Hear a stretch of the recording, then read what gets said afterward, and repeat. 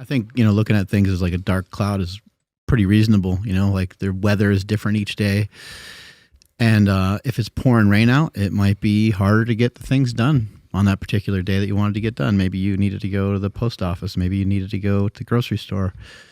Maybe you wanted to go on a walk or a run. You could still do that because you could put on a raincoat. You can put on an umbrella. Like still have choices. You know, you still have choices where you can make this shitty situation maybe a little better, and maybe you still don't feel good about it. Maybe you'd use the umbrella and maybe it fucking barely works because it's windy out too.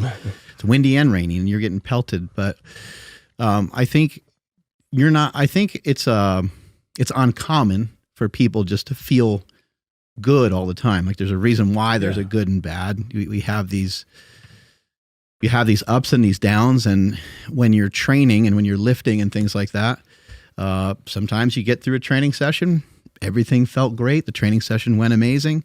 Other times you go through a training session and you're like, oh man, I think I hurt something in my shoulder today. What is that? My last pec tear was the first. I've owned minor injuries in the past 3-4 years. I had a pec tear in March, basically a year ago, and I've got it on film. I'm just benching 140 for one, and it's just like a little rack the bar. Huh, weird. Didn't get much better for a week. Went to the physio, and he was talking about it, and he was like, it's just happened.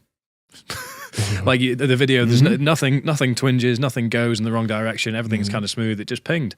And he says the only other person that I've had in as a physio that's been in the same situation was a swimmer who was teenager swimming for hours and hours a week. And then 1 week, the pec just pinged a little bit. But it wasn't in the water. It was that's a bit weird. Carried on. Oh, that's a bit sore. And he said it just sometimes these things are a little bit unexplainable from a physical point of view as well. And they'll happen. It's a game of numbers.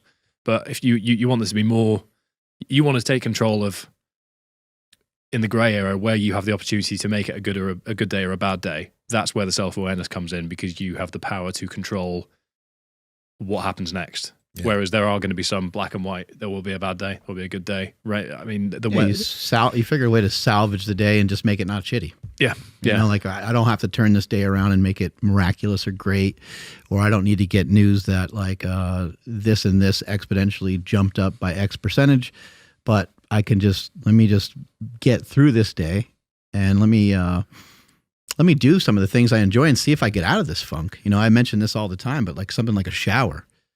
Take a shower. I mean, there's, again, you know, it's interesting how like years later, you'll see a lot of research in some of these fields where people are like, well, cold therapy. And if you splash water on your face, there's receptors on your face. There's sensations on your face that feel the cooling and feel the water. You put cold water on I'm not saying cold water is going to cure your depression, but look what it's done for someone like Wim Hof. Like some of these little practices, when you don't feel great, take a shower. When you I don't know, when you feel like eating something sweet, like brush your teeth, like try to find something different, something else that will at least offset that. Because now your teeth are brushed and you're like, I don't want that chocolate ice cream. It's going to taste weird now at this point. So I think there's always a way that you can kind of try to offset things. You're not always going to win, but it's worth a shot, I think. Yeah, because humans have a difficult time kind of ending a chapter.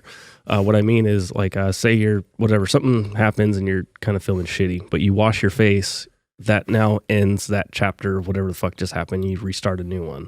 I think it was Belisa Ranich was explaining this, but like a horse or a dog will like shake their face and like make that funny sound. That's them basically resetting and starting over new. And humans, we don't do that. We just we keep dwelling on the same thing forever. And if we wash our face or we jump in the cold plunge or take a hot shower, we can kind of be like, all right, that's the end of that page. Let's start a new page. As simple as that sounds, but that can work. You can go to one of these AI things nowadays, and you can say, what are 3 ways for me to be happier? You can go on YouTube and say top 5 ways to be happy. Top 5 happiest songs. It might sound a little hokey, but give it a try, or just nostalgia. I always say, like, find an old song, find something that reminds you of maybe your parents, or find something that reminds you of somebody in the family or your favorite movie or whatever it might be.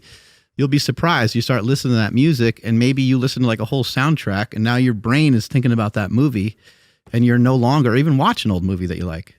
It will take you back in time, and it will probably suspend whatever it is that you have going on. And maybe when you come back around to it, because there was a pause, maybe it'll be easier to work out again.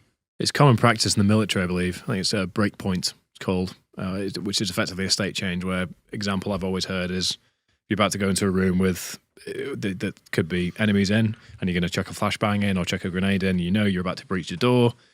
It's commonplace to just take a second.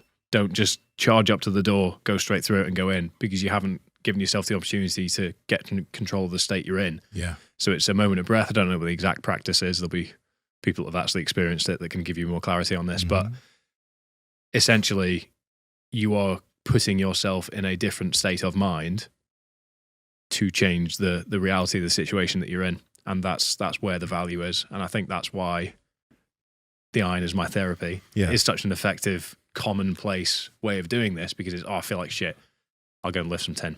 You know, but the thing is like, even though we were mentioning the iron is my therapy is somewhat is not the greatest thing, there is a massive benefit to having the tool.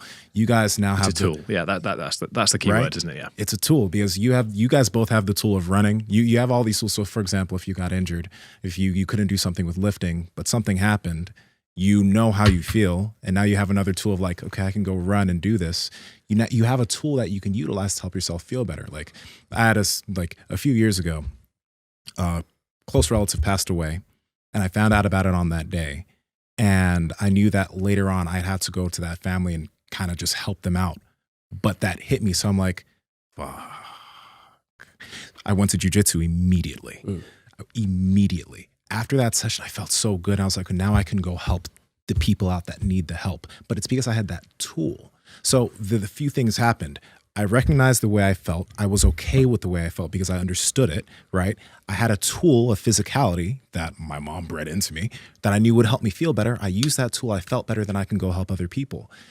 Building these tools is super helpful, but still kind of not brushing away the feeling and saying, I'm good, right? Not understanding the way I'm feeling was also a helpful tool. It was also helpful too. It puts you in a better position to be able to confront the way that you're feeling. That's it. Because you can't build a house on poor foundations. Mm-hmm. So what do you do first? You build the foundation. And if that foundation is utilizing one of the tools that you have available to you to then be able to confront the thing, that's where I think the iron is my therapy, running is my therapy becomes more relevant, because it allows you to cope to the point that allows you to better understand why you have a reason to cope in the first place. Yeah. So there's so much that runs through all this. And I think a good example there is my first Ironman came out of injury and looking at, right, how do I actually piece together what I can do? So I was doing a charity event where I tried to squat 500,000 kilos in 24 hours to represent the 500,000 deaths by suicide in men every single year. I'm sure we'll cover that in part 2. But I was 128,000 kilos deep. I was ahead of schedule, effectively doing a set of 10 at 60 kilos, 135 pounds, every minute on the minute for 25 minutes, 5 minutes rest. And I've been doing that for 4.5 hours. And then after my first half an hour break, my MCL left the building at the bottom of a squat. Hardly surprising. Very good way to fast track your knee to the hospital. But I didn't need surgery, thankfully. Good. As that was the main thing, because that was a big concern. And then the elation that came from knowing I didn't need surgery gave me a lot of power and control. And I think desperation gave me clarity, because I knew if I couldn't make something work, I'd really be in a bad place. So I thought, okay, this was January, and I've been told in March I'll be able to get back on. No, in February I'll be able to get back on a stationary bike. In March I might be able to start running again. What can you do in the meantime? Swimming. Okay. But you're not just going to swim. So if we can work to the February and March timeline, then you need to set a goal. You know you work well with goals. So I signed up to an Ironman at the end of April, having never done a triathlon before, because I needed something to hold me accountable. But I can swim, and then I can ride the bike, and then I can run. And that roadmap gave me confidence to deal with the injury, where I was in the pool, and then a month later I was on a stationary bike, and then a month later I was out running, and I then ended up hurting my foot, so I didn't do much running at all. But it was the opportunity to just sit and wallow in my state of injury was there, but through looking at things practically and getting some skin in the game for an event gave me the accountability to be able to make a plan and move forwards, and essentially use address the root cause. The root cause of the problem would have been not having a sense of fulfillment. So I made sure to give myself a sense of fulfillment so that the injury didn't override the thing that was important to me. And I think that's where looking at things more objectively is really useful, because it's so easy when things change in our lives to just lose control.